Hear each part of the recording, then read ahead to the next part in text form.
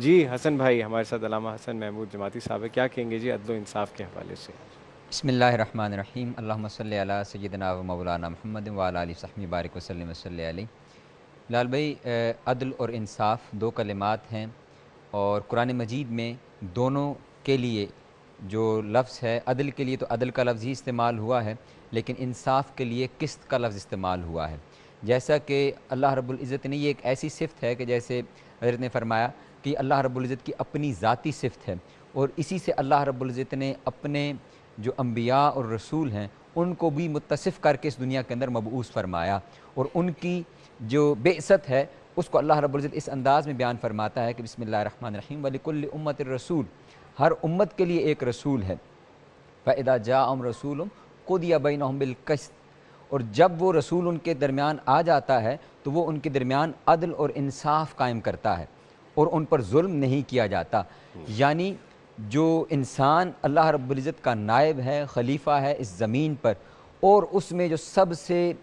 جو اونچے درجے کے انسان اور بشر ہیں وہ انبیاء کی ذات ہے جو معصوماً الخطا ہیں، ان کو اللہ رب العزت نے فرمایا کہ یہ جب میرے نائب کے طور پر اس زمین پر آتے ہیں تو یہ آ کر کے عدل اور انصاف قائم کر دیتے ہیں۔ پھر اسی طرح قرآن مجید کے اندر ارشاد فرمایا کہ وَلَا يَجْرِمَنَّكُمْ شَنَآنُ قَوْمٍ عَلَىٰ أَلَّا تَعْدِلُوا اعْدِلُوا هُوَ أَقْرَبُ لِلتَّقْوَىٰ،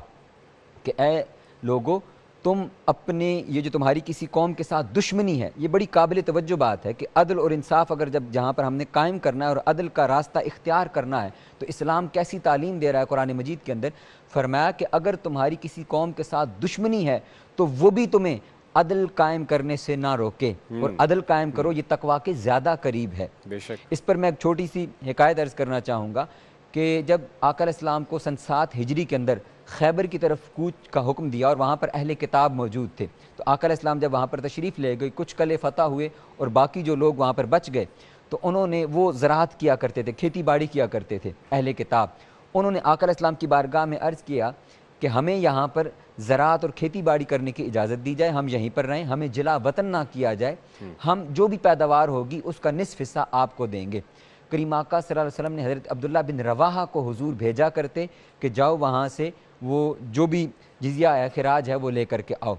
اب جب حضرت عبداللہ بن رواحہ وہاں پر جاتے تو دیکھیے کہ یہ جو بات ہے، جو قرآن مجید کی یہ آیت ہے، اس کا عملی مصداق ہمیں وہاں پر نظر آتا ہے، اور وہ کیا ہے کہ آپ فرماتے کہ جب وہ دونوں، وہ پوری پیداوار ان کے سامنے رکھ دی جاتی، اس کے 2 حصے کر دیے جاتے، اس کو تقسیم کر دیا جاتا۔ اب حضرت عبداللہ بن رواحہ یوں نہیں کرتے، آپ کے پاس اختیار تھا، آپ ایز اے اسٹیٹ کے ریپرزنٹیٹیو کے طور پر وہاں پر موجود ہیں، تو آپ اپنا اختیار استعمال کرتے، وہاں سے کچھ بھی چوز کر سکتے تھے، لیکن آپ کے بارے میں مشہور ہے کہ آپ یہ نہیں کرتے کہ اچھی چیز اٹھا لیتے اور ان کے لیے برا مال چھوڑ دیتے۔ جب تقسیم ہو جاتی، 2 حصے بن جاتے، ان کو کہتے کہ تم اس میں سے جو چاہو وہ اختیار کر لو اور جو چاہو وہ ہمیں دے دو۔ اور پھر اگلا جملہ ارشاد فرماتے کہ میرے دل کے اندر تمہارے حوالے سے شدید بغض ہے،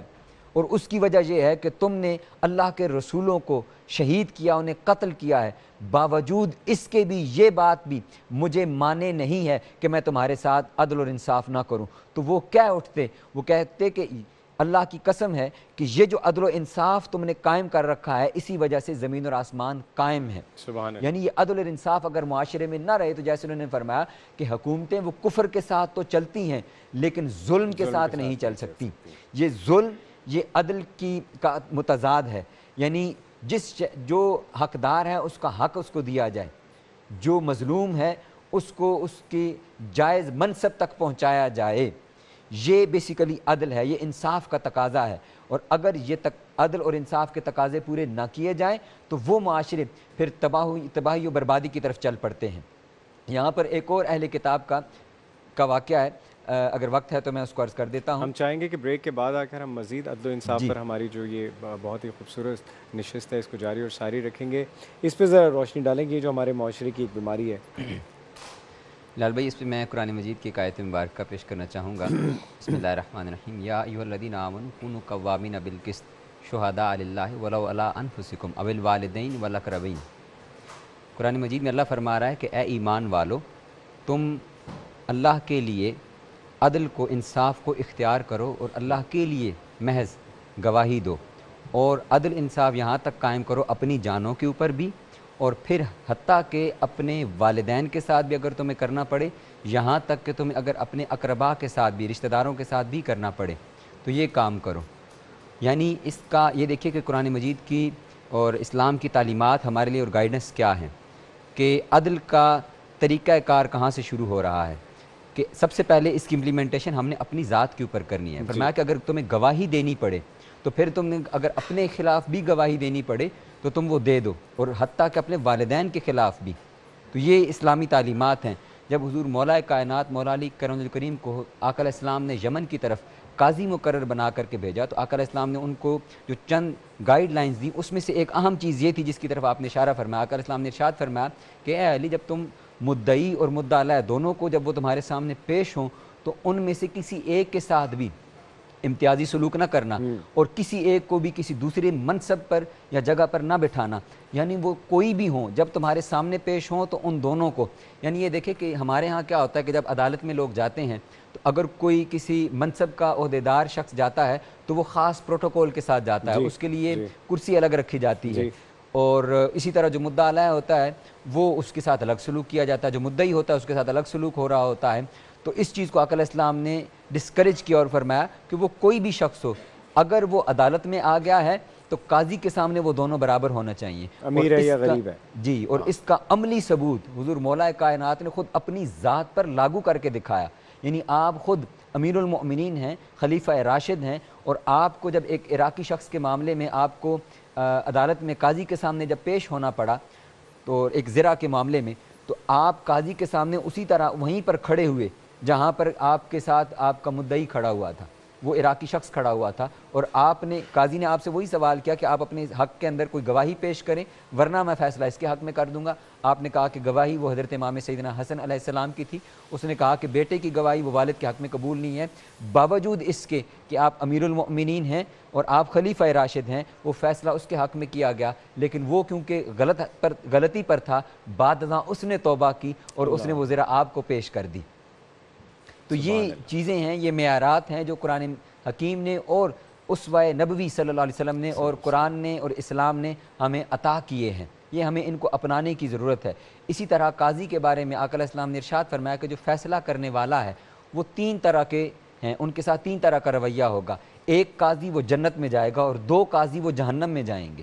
یہ ہمیں سوچنے اور سمجھنے کی ضرورت ہے کہ ہم جب لوگوں کے درمیان اگر صرف یہی بات نہیں ہے جیسے کہ حضرت نے فرمایا کہ عدالت جو ہے وہ صرف فیصلہ ایک منصف نے اور عدالت نے کرنا ہے، ہم جس بھی لیول پر ہیں اور ہم لوگوں کو سن رہے ہیں، ان کا کوئی معاملہ ہمارے سامنے پیش ہوتا ہے اور ہم نے ان کے ساتھ کوئی بھی فیصلہ کرنا ہے تو پھر ہمیں کیا رویہ رکھنا ہے۔ آقا علیہ السلام نے ارشاد فرمایا وہ جو جنت میں جانے والا قاضی ہے وہ ہے جس نے حق کو پہچانا اور حق کے مطابق فیصلہ کیا۔ دوسرا وہ قاضی ہے جس نے حق کو پہچانا لیکن اس نے ظلم کیا اور ظلم پر مبنی فیصلہ کیا، وہ جہنم میں جائے گا۔ اور تیسرا بڑی امپورٹنٹ بات ہے، فرمایا وہ جاہل شخص جو جاہل تھا، جس سے علم نہیں تھا لیکن وہ لوگوں کے درمیان فیصلہ کرتا رہا۔ تو جناب افطاری کے وقت بہت قریب ہے، میں چاہوں گا کہ اگر ہم دعا کی طرف چلیں اور پورا پاکستان بلکہ پوری دنیا میں جہاں جہاں سٹی 42 کی ہماری لائیو ٹرانسمیشن دیکھی جا رہی ہے شہر رمضان، ہم سب مل کر دعا میں شرکت کریں۔ سعید بھائی میں چاہوں گا کہ آپ آج دعا فرمائیں۔ آمین۔ الحمدللہ رب العالمین والصلاة والسلام علی سیدنا الانبیاء والمرسلین، اللہم صلی علی سیدنا و مولانا محمد النبی الامی وعلی آلہ وسلم تسلیما۔ یا رب العالمین، یا ارحم الراحمین، یہ رمضان المبارک کی بابرکت گھڑیاں ہیں، یہ افطار کی قبولیت کی گھڑیاں ہیں۔ ہم تیری بارگاہ میں تجھ سے سوال کرتے ہیں کہ باری تعالیٰ یہ دن بھر کا ہمارا روزہ رکھنا اور یہ عبادات کرنا، یہ تیرا ذکر اور بیان کرنا، اس کو اپنی بارگاہ میں قبول و منظور فرما۔ باری تعالیٰ یہ جو اس چینل کے ذریعے اہتمام کیا گیا اور تیرا اور تیرے پیارے حبیب صلی اللہ علیہ وسلم کا یہاں پر ذکر ہوا، بیان ہوا، باری تعالیٰ اس کو اپنی بارگاہ میں قبول و منظور فرما، اس کو ہماری لیے توشہ آخرت بنا۔ باری تعالیٰ یہاں پر چینل پر کام کرنے والے جتنے بھی ملازمین ہیں ان کو اجر و ثواب عطا فرما۔ باری تعالیٰ ان کے گھروں میں خیر و برکت عطا فرما، ان کے روزی رزق میں برکت عطا فرما، باری تعالیٰ ان کے اولاد میں برکت عطا فرما، باری تعالیٰ ان کے لیے آسانیاں پیدا فرما، ان کی مشکلات کو دور فرما، ہمارے اس ملک پاکستان کو استحکام عطا فرما، استحکام عطا فرما، استحکام عطا فرما، باری تعالیٰ اس کی مشکلات کو دور فرما، اس کی مشکلات کو دور فرما۔ فرما، اس کو بیرونی اور اندرونی دونوں خلفشاروں سے محفوظ فرما اور نجات عطا فرما اور استقامت عطا فرما، اور جمیع امت مسلمہ دنیا بھر میں جہاں کہیں بھی باری تعالیٰ مسلمان موجود ہیں ان کو ظلم کی چکی سے باری تعالیٰ نجات عطا فرما، ان کو ظلم سے نجات عطا فرما، ان کی غیبی امداد فرما، ان کی غیبی امداد فرما باری تعالیٰ، اور ہمیں نیک اعمال کرنے کی توفیق عطا فرما، اپنی طرف رجوع کرنے کی توفیق عطا فرما باری تعالیٰ۔ اس رمضان المبارک کو ہمارے لیے باعث سے بخشش بنا، ہمارے لیے باعث سے بخشش بنا، اور جو کوئی بھی جہاں کہیں بھی بیمار ہیں جن کے لیے دعاؤں کے لیے کہا گیا ہے، اور جتنے بھی احباب متعلقین متوسلین جہاں کہیں بھی ہیں دنیا بھر میں انہوں نے دعاؤں کے لیے کہا ہے، ان کی نیک حاجات خواہشات کو پورا فرما باری تعالیٰ، ان کی مقاصد میں ان کو پورا فرما، جو اسٹوڈنٹس ہیں طالب علم ہیں ان کو امتحانات میں کامیابی عطا فرما، اور باری تعالیٰ جو روزی رزق کی تلاش کے اندر ہیں، جو بے روزگار ہیں ان کو اچھے روزگار عطا فرما، جو بیمار ہیں ان کو شفائے کاملہ عاجلہ عطا فرما، بالخصوص ہم سب کے والدین جن کے حیات ہیں باری تعالیٰ ان کو شفائے کاملہ کے ساتھ عمر دراز عطا فرما، اور جن کے والدین وفات پا چکے ہیں باری تعالیٰ ان کی کاملاً بخش و مغفرت فرما، یا ربی بالمصطفیٰ بلغ مقاصدنا واغفر لنا ما مضى یا واسع الکرم لی حمزۃ نطفی بہا حر الوباء الحاتمہ المصطفیٰ والمرتضیٰ وبنامہ والفاطمہ بحق وننزل من القرآن ما هو شفاء ورحمۃ للمؤمنین وصلی اللہ تعالی علی خیر خلقہ ونور عرشہ محمد وآلہ وصحبہ اجمعین برحمتک یا ارحم الراحمین۔